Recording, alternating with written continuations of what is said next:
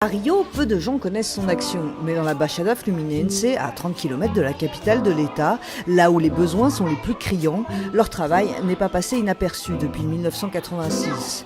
Crèche communautaire, pédagogie, éducation, santé, démocratie participative, la cible de l'association Solidarité France-Brésil est l'enfance, comme nous l'explique sa directrice Pascal Fabar. SFB, en 1986, quand elle a été créée, a travaillé essentiellement pour soutenir les initiatives locales, donc de la population de cette banlieue de Rio, pour construire des crèches communautaires. Parce qu'il n'y avait aucune structure, il y a 29 ans, pour les enfants de 0 à 6 ans. Et en fait, les femmes du quartier se sont réunies et ont commencé elles-mêmes à monter des structures éducatives pour recevoir les enfants et pour s'entraider dans le quartier. Et donc SFB a commencé vraiment dès le début à travailler sur la construction de ces crèches. Par exemple ici, ce centre qui s'appelle IENSA, on a participé à toute la construction de ce centre. Au début, il y avait un tout petit groupe minuscule dans une paroisse à côté pour accueillir plus de 150 enfants. Et donc SFB a aidé cette crèche à construire cette structure qui est une structure qui soit aux normes et qui soit sûre pour les enfants, pour accueillir tous les enfants. On a 4 programmes 4 grands programmes. On a le programme qu'on appelle Droit à l'éducation, qui est essentiellement la formation des éducatrices des centres communautaires, comme celui dans lequel on est. On travaille aujourd'hui avec une vingtaine de centres vraiment de manière très proche, centres communautaires. On travaille également la formation des éducatrices des écoles publiques. On a le programme qui s'appelle Droit à la santé, qui est pareil, la formation de professionnels de santé qui travaillent avec les familles et les enfants. On a un programme qui s'appelle Défense des droits. Donc là, c'est notre action qui est plus au niveau des politiques publiques. Notre objectif, c'est que la société civile agisse de manière plus forte au niveau des politiques publiques et qu'il y ait un impact plus fort de la société civile au niveau de la définition des politiques publiques liées à l'enfance. Donc on a un 4e programme, le dernier, qu'on appelle renforcement des initiatives communautaires qui vise vraiment à soutenir ces centres communautaires. La crise économique qui touche le Brésil complique un peu plus le travail des ONG. Les besoins sont plus nombreux, mais les finances sont plus rares.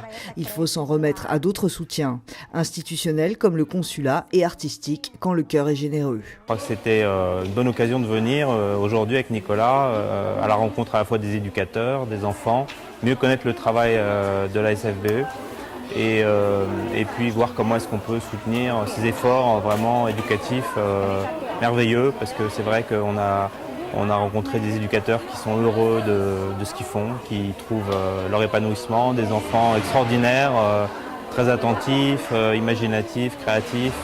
Et c'est vrai qu'on a envie d'aider ces belles initiatives qui se développent toujours dans un contexte difficile, sécuritaire parfois fragile. Et donc voilà, on remercie à la fois et on s'intéresse à ce type d'aventure.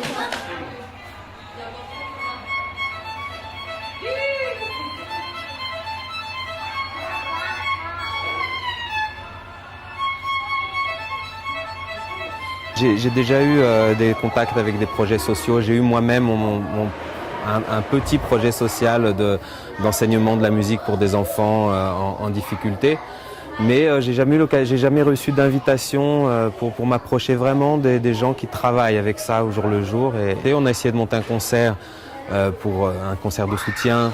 On n'avait pas encore réussi. Et là, cette année, on a réussi. Donc, pour que tout ça ne soit pas complètement gratuit, simplement, je vais faire un concert au nom d'une association que je ne connais pas. On a organisé cette petite visite aujourd'hui sur le terrain pour... Bon, moi, je sais un peu tout ça. Hein. J'ai déjà aussi connu cette réalité en dehors de Rio, mais à Rio, je ne la connaissais pas tellement. Cette région de la Baixada Fluminense, je connais pas beaucoup. J'ai jamais visité une crèche et j'ai jamais eu ce contact avec les enfants que j'adore. Et donc aujourd'hui, c'est vraiment, c'est émouvant, ça me touche beaucoup. Ça me fait vraiment plaisir de connaître et de participer à ma manière. Pour soutenir l'association tout en écoutant un des musiciens français les plus talentueux, un concert est organisé le 27 mai prochain dans le théâtre de la Maison de France. Plusieurs artistes vont participer aux côtés de Nicolas Krasik pour financer des crèches qui s'occupent au total de plus de 2000 enfants dans l'état de Rio.